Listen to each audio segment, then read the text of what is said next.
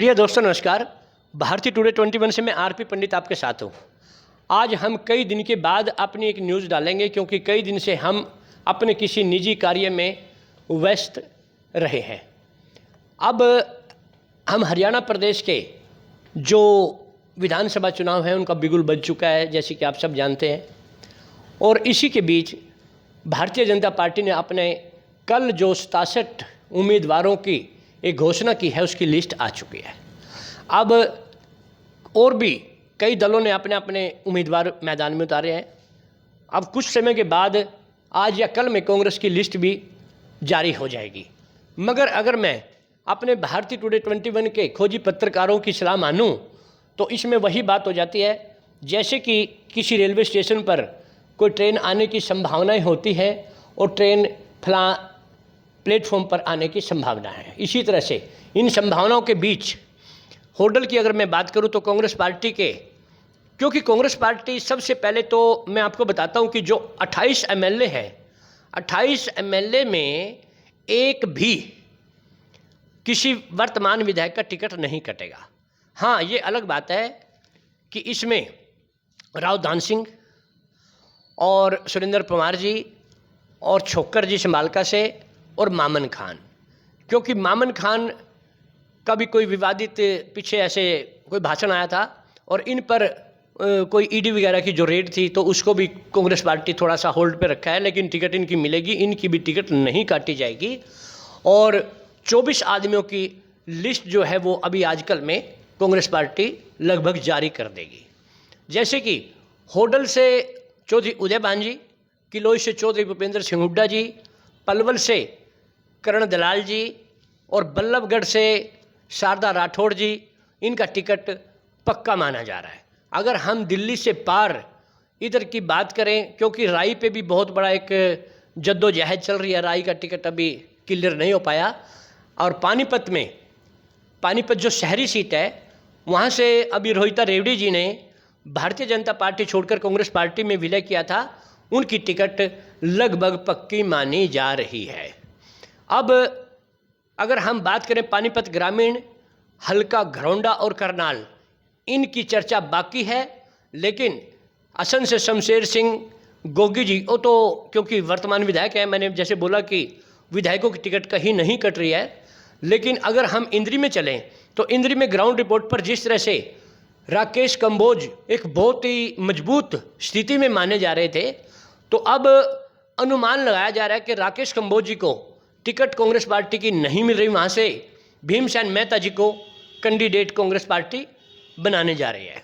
इसी तरह जो 4 विधायक थे जिन्होंने भारतीय जनता पार्टी से अपना समर्थन वापस लिया था और कांग्रेस पार्टी को समर्थन दिया था, उसमें एक सांगवान जी थे, एक रणधीर गोलन जी, एक धर्मपाल गोंदर जी और एक जो शाहबाज से काड़ा जी थे। तो इसमें जो एक तो रामकरण काड़ा जी और एक नीलो खेड़ी से धर्मपाल गोंदर जी का भी टिकट लगभग फाइनल माना जा रहा है। इसी तरह से अगर हम बात करें गोलन जी की और सांगवान जी की, वे अभी होल्ड पर हैं।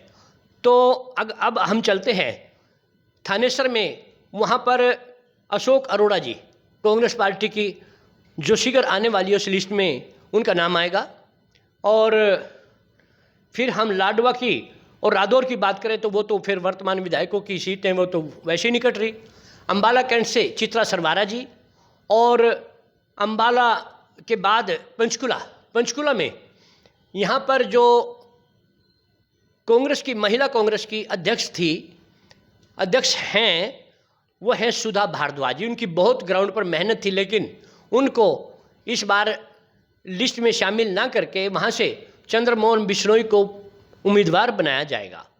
और अब अगर हमारे सूत्रों की माने तो हम इसी तरह से फिर कालका से प्रदीप चौधरी जी, और इसी तरह पूरे हरियाणा प्रदेश की अगर हम बात करें तो चौधरी भूपेंद्र सिंह हुड्डा जी की लिस्ट सबसे भावी प्रभावी होकर के सामने आ रही है। यहाँ पर कांग्रेस खेमे के अंदर कुमारी शैलजा जी और रणदीप सिंह सुरजेवाला जी की उस तरह से बात नहीं चली जिस तरह से लोग कयास लगा रहे थे, क्योंकि किरण चौधरी पहले ही कांग्रेस छोड़कर भारतीय जनता पार्टी में जा चुकी है और बीजेपी ने कल उनकी बेटी श्रुति चौधरी को भी उम्मीदवार बनाया है।